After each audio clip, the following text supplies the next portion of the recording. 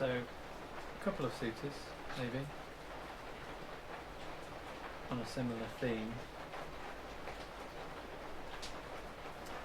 It's the Samyutta Nikaya, the Salayatana, the senses, Sutta 153. Bhikkhus, there is a method.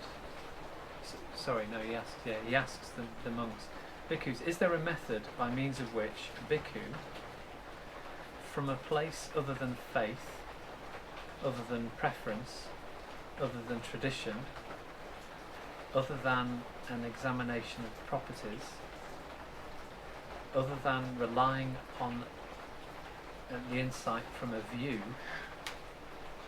just examination of the properties. yeah, That's basically psychologizing. it is, isn't it? That's how I basically it's hard to translate these terms. Yeah. So, but I sort of was thinking about Yeah, it's exactly like just examining just informing yourself about the properties, Yeah. observing the properties of the thing. Yeah. You mistake for understanding the nature of the thing. Yeah. Which is the nature of the core of psychology. yeah.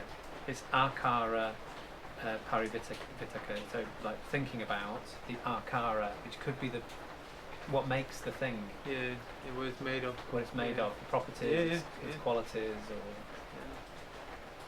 I don't. Its components. Its components, yeah. Just, Analysis for the sake Yeah, of it. yeah. So,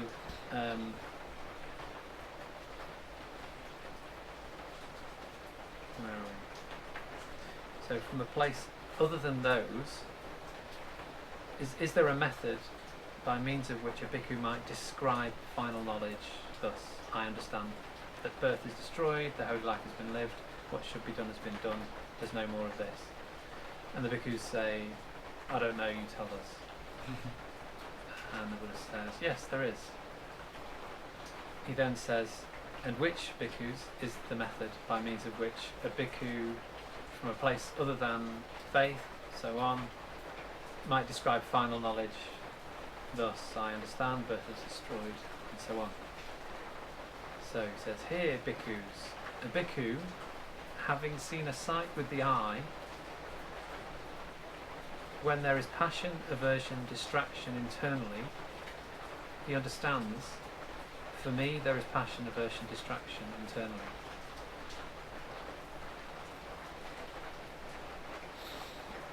That passion, aversion, distraction is just a compound word, so it's not these different things. It's not these different things. He just says passion, aversion, distraction, raga, dosa, moha. Basis of unwholesome. In another place, like the roots of the unwholesome.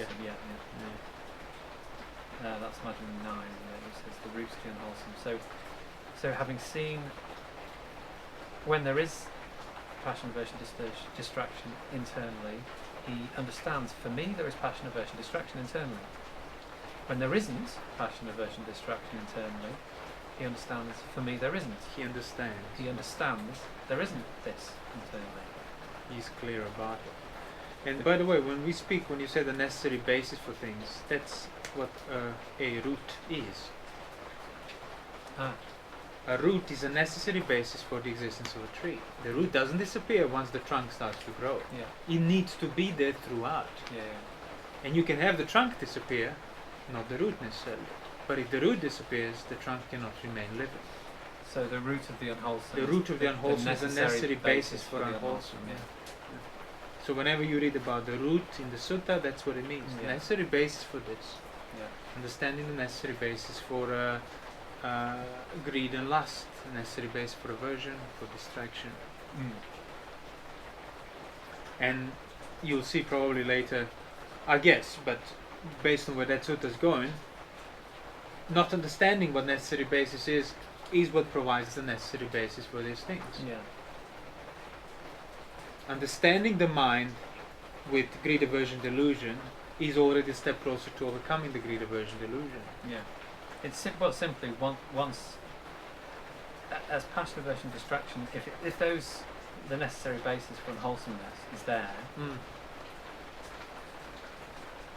either you know it's there or you don't. And see, so that's the method. Yeah. Method is not to look in front of you not to psychologize, not to be examining the properties or just adhering to it blindly because the tradition told you so, or the authority of the teacher told you so. The method is to discern the background, peripherally, what state of mind you are in while this is happening to me in the front. So by seeing sight with the eye, instead of what did I see, what is it made of, where it came from, how it came to be, how does it affect me, all of that is in the front. All of that is rooted in you not seeing the state of mind simultaneously present with that sight, on account of that sight. So sure, there is a method which is completely opposite direction of any notion of method people might have. Because usually method is methodical analysis or performance. But no, as a word, method is absolutely fine. It's just what people do on account of it. I don't know how you translate away. There's nothing wrong with it, with the word in itself, with the term. This is a form of a method as well. But a method that you cannot observe, psychologize, measure, or decide beforehand. I think, so basically, it's somewhere other than faith. That's not to say that faith is necessarily a bad thing. No. But faith is there in the front. Yeah. You place faith in things. Right. In order to start practicing or whatever. So it is necessary in that sense, but it's... So what he's talking about is a different direction. Faith cannot arrive at this. So not faith, not preference. No preference, I want this, I don't want that. Tradition or from what you've heard, doing it because... Just watch your nostrils, just pay attention to that. So this examination of properties, breaking it down. Analysis, psychologizing, scientific pontification. Oh, everything is constantly changing and so on. It's all just made up of these things. Just explaining everything nicely and neatly in front. Relying on insight from a view. That's again a speculative translation, but I take that to mean something like, well, that's as literal as I can get. So the insight of a view. Nijjhana, the insight from a view, and then so the result of a certain view. So exactly, that's what I think of it as being, like having some kind of understanding based upon a view, which is sort of applying to what's in front. So you're extending the principle that you get from your view. Yes. As in, you're not seeing it directly. Yes. You're just sort of, if this is the case here, so it's to this extent because that's how you understood the case in front of you. Yeah. Which means, you can be holding on to a view, and because of that, not seeing your current state of the mind because you're reinterpreting it from the point of view that you have on account of it. Which kind of makes sort of it again applying an external template on external template that has been created on account of some insight of some view. Right or wrong doesn't matter. And by the way, even the right view works the same way. You create the right template, so to speak. That's when Arahant is beyond the view, beyond the template. He has fulfilled the template. That's the Buddha's words on loving kindness. Anupagammas, ditting anupagamma. It's not going into a view. Not wrong views or fixed views. Or I know that translation. Not still depending on a view.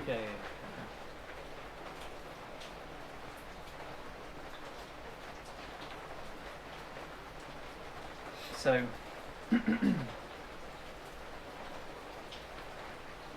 so he asks the Kasta monks, he says,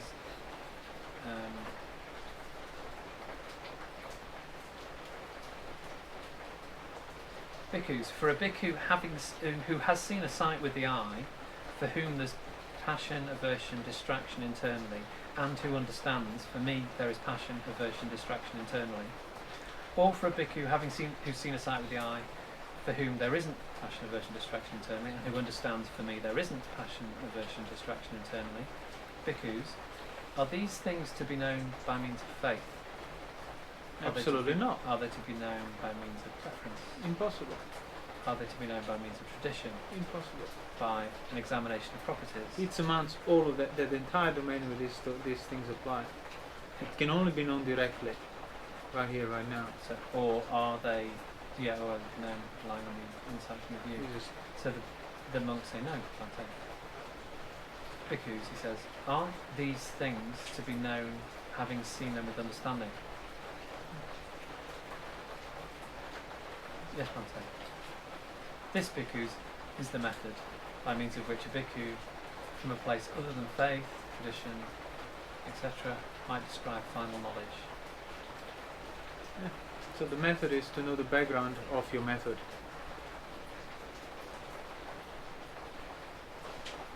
Of your faith, of your observances, of your analysis, of your traditional techniques. If you know the background of it, you're going beyond the method, and yeah, you can call that a right method. Because it can only be seen through understanding, which means seeing it means understanding it. Yeah. And understanding in the And understanding sense means of- dispassion. Yeah. Completely. But understanding not just so No, understanding exactly what it says. Not Yeah. understanding the contents of this particular. That's not Yeah, understanding. yeah. That's you examining the properties and then kind of classifying and collecting them. Yeah. No, understanding what? Understanding what state of mind is simultaneously present with this simultaneously enduring sight. Yeah. What state of mind is simultaneously present with this simultaneously enduring feeling? Is it a state of mind with passion? Is it a state of mind free from passion? Know that to its extent. Means you're getting to know the nature of the phenomenon that your mind is. And if there is passion, aversion, distraction there, You know it as such. yeah, you see, so not kind of. Oh, now I need to shrinking do away something from it. else. Yeah. No, you need to know it to the extent that it is. Yeah. Because the problem is not in those thoughts, the problem is not even in that mind, so to speak. The problem is you not understanding its extent, Yeah. so you either go too close, too far, try to go overly affirm it, overly deny it. You get involved, you get burdened by the whole thing. And then it becomes your passion, your everything. Because why? Because you're acting out of it.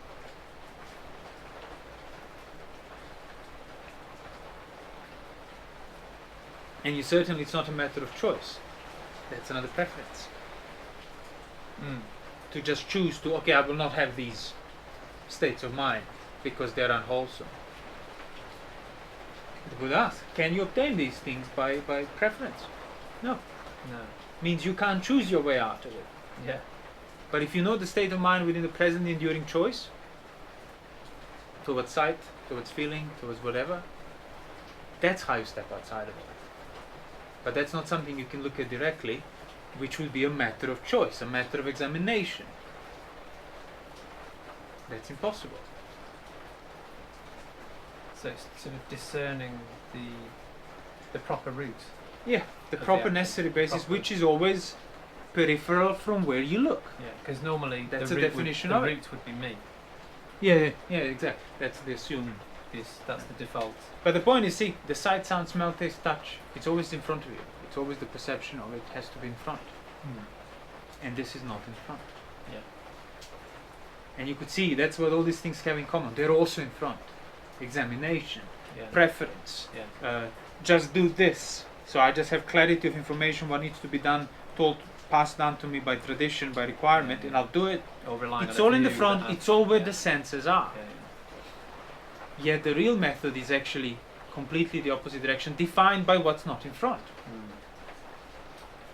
You can't see your mind on the level of the sight. But the lust is not in the sight, it's in the mind. Yet all you keep doing in order to get rid of the lust in the mind is examining the sights. Yeah. That's why you are unsuccessful. Or manipulating. The sights, Manipulating, or- preventing, yeah, controlling, exactly. denying, indulging, all these like revolts Yeah, against yeah, it, Yeah. completely misplaced. Yeah. Because you don't know that there is simultaneously present enduring root of that significance of that whole sight. And everything that's pressuring you and burdening you or exciting you, whatever, whichever side it is, the necessary root is the state of mind affected with lust or the state of mind not affected with lust. So you need to train that peripheral vision. You cannot like find a way that will then enable you to look at it directly and okay, now I'm done.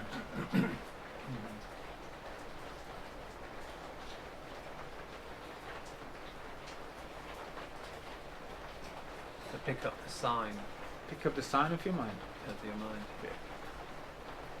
The necessary condition for the arising of right view. Become familiar with the sign of your mind, sign with of the like phenomenon of the mind for what it is. See, for as long as you assume that you can observe your mind on the level of the senses, with a method of observation means Yeah. you don't know what the nature of the mind is, which Yeah. means you're ignorant of its signs. Yeah.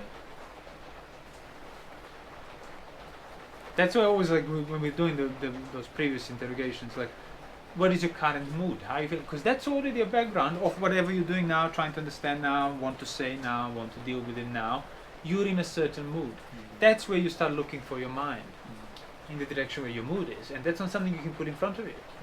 Because you performing effort of putting something in front is on the basis of that within that container of that mood. The entire life of the tree is contained within the existence of the roots, Yeah. functioning roots, present roots. Doesn't matter how big the tree gets, its life is always within the basis of this. Because if that disappears, none of the extent of the tree can remain.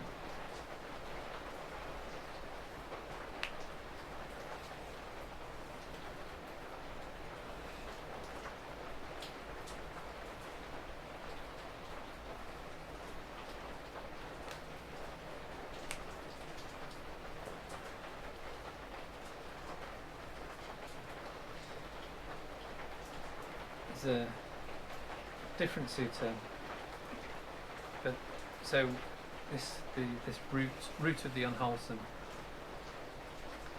Anguttara Book of Threes.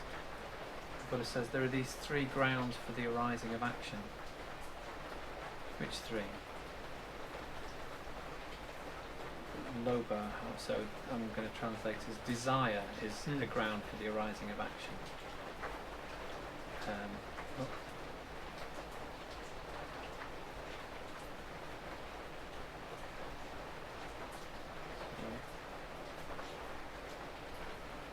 Aversion is a ground for the arising of action. Ignorance is a ground for the arising of action. Whatever action is done with desire, born of desire, grounded in desire, arisen out of desire, wherever self-existence is born, there that action bears fruit. Wherever that action bears fruit, there one experiences the result of that action, either in this life or having been reborn in some other way, or arising in some other way.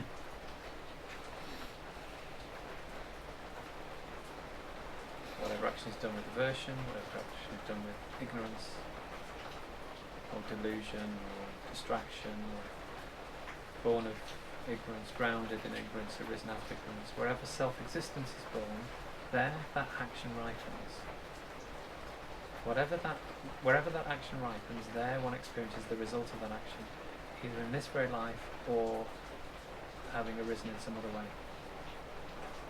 Suppose, bhikkhus, some seeds that were not broken, not rotten, not spoiled by wind and heat, taken from the most excellent part, well embedded, were laid in the good ground, in well prepared earth, and the sky would provide the right amount of rain.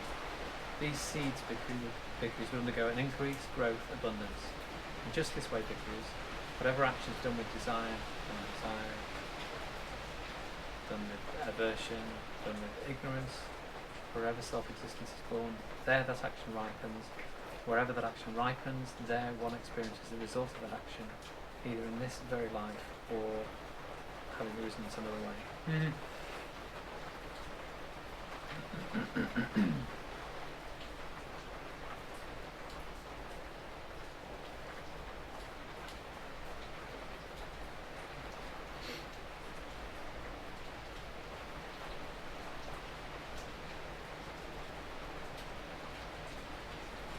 So just the idea of these, the root, a necessary basis.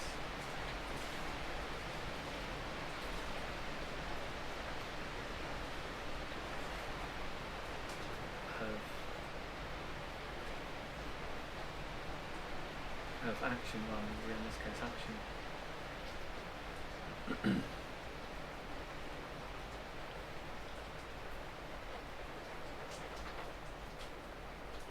What about Maybe this isn't going to kind of...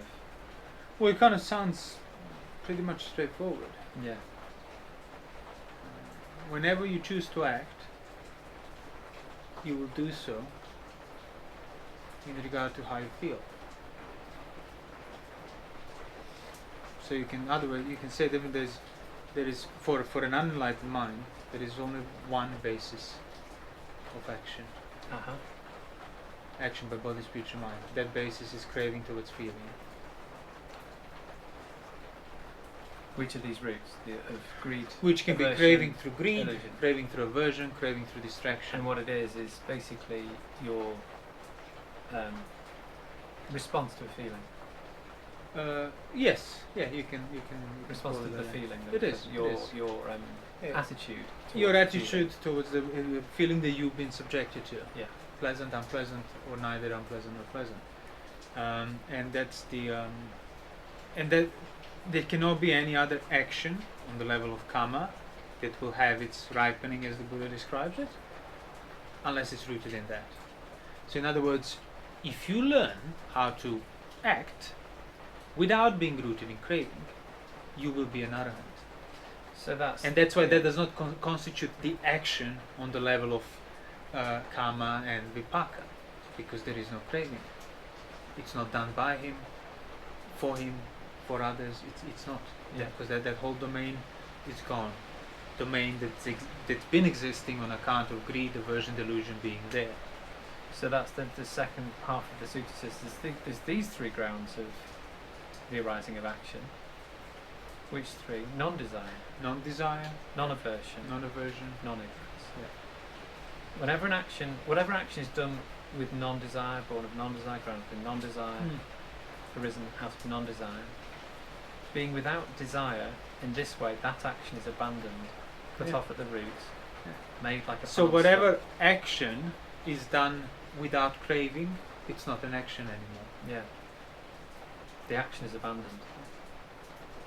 So its internal state of mind determines whether you act or not what you do externally that can be then observed by others. Yeah, there's certain things that you cannot do once the craving is gone. Have sexual intercourse, intentionally kill somebody, lie, and things like that. But many other things can be done by both. By an arahant and by a puthujjana. They can both eat, they both walk, talk, choose, prefer. Yeah. But one is action, the other one isn't.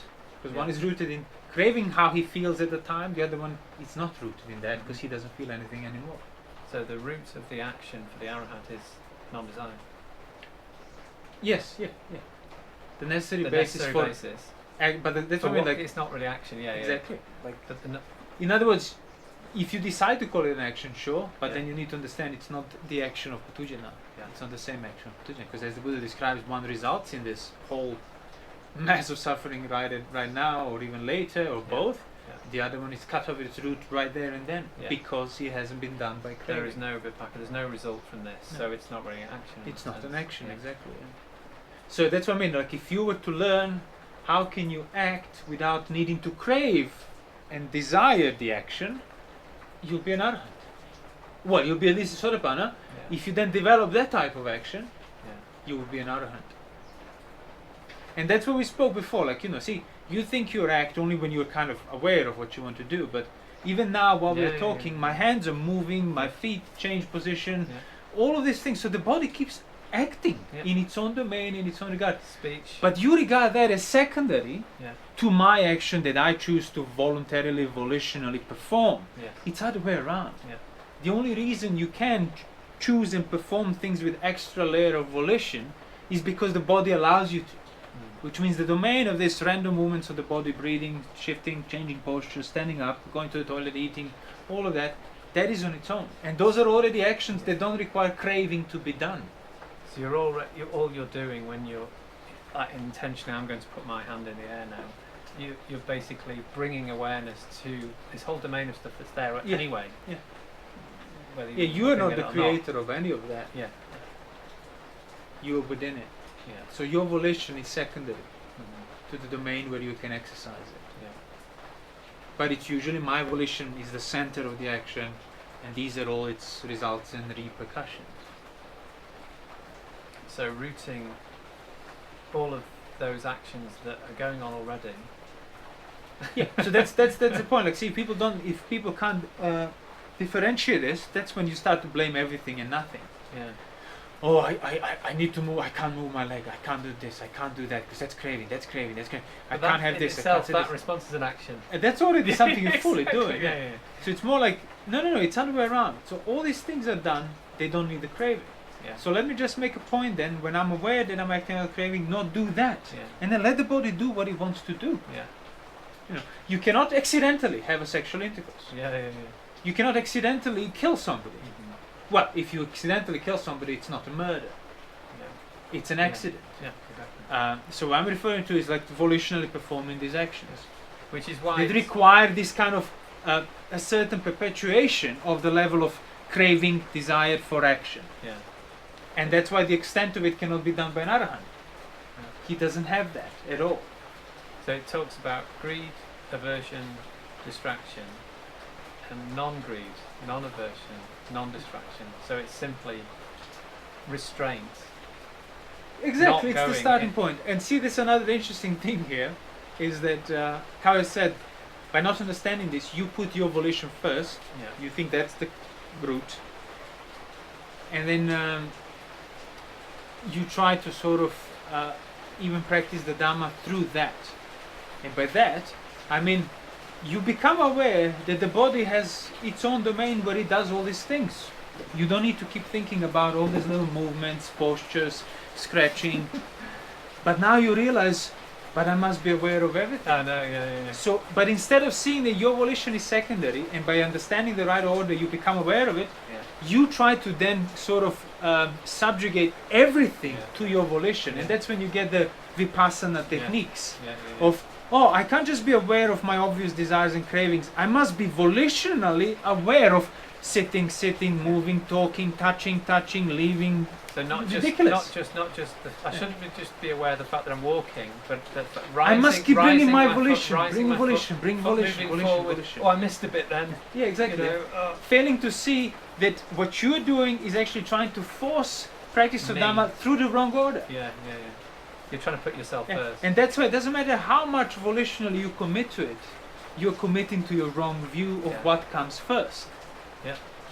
But instead, you need to recognize that all this lifting, putting, sitting, persisting, scratching is done by the body on that level, so just don't lose the corner of your eye. You don't need to attend to it. Yeah. And that's the whole point. By becoming familiar with the actions that don't need your attending, your volition, you're becoming familiar with the actions that don't require craving. And then you can relax. Yeah. Because you know, all I need to do is stay at the gate in case the craving comes. If it's not, I don't need to stop and search everyone. Because that's not the point. The point is, I know where the craving is there, when the aversion is there, when the desire for distraction is there. That's what I don't act out of. And that is always, as I said before in previous talks, that is always intentional. You cannot unintentionally choose a desire. It always implies awareness of that choice, which means you're always responsible for choosing desire, aversion, and distraction.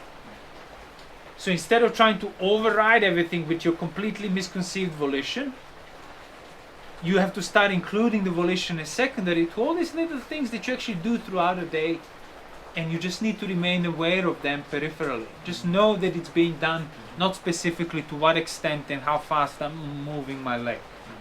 No, the body. Oh, that's why the body postures are the general reference points. Doesn't matter what I do now, as long as I keep a corner of the eye that this body, this lump of flesh is seated. Whatever's done has to be done within that posture. Now I have a choice to get up, to change the posture. That's a volitional choice. But even that can eventually become normal. There's a need to stand up, I'll stand up. I don't need to always attend to it. So instead of trying to override everything with your volition, start including basically your volition as second to everything. The only reason you can choose, you can will things, is because there is a body in its own domain performing all these things anyway, anyhow. And then you add an extra layer of, I want this, I want that, and that extra layer is completely gratuitously rooted in desire, aversion, and distraction. Which you then take to come first. Which you put first. And there is no beginning of that. As the Buddha said, avijja, ignorance of that principle, is beginningless. So yes, this cannot be first. It shouldn't be first. Not knowing that, you put it first, and there It's is always no been first point when that mistake manifests. Yeah. That is your starting point, that is your resistance. which is why it's irreversible once you undo it. Once you become an arahant, you cannot reverse the picture and go back to the order of Putujana, because it's impossible for that order to be. Now, knowing that, that's how you place it there. Turns out we had a lot to say about it.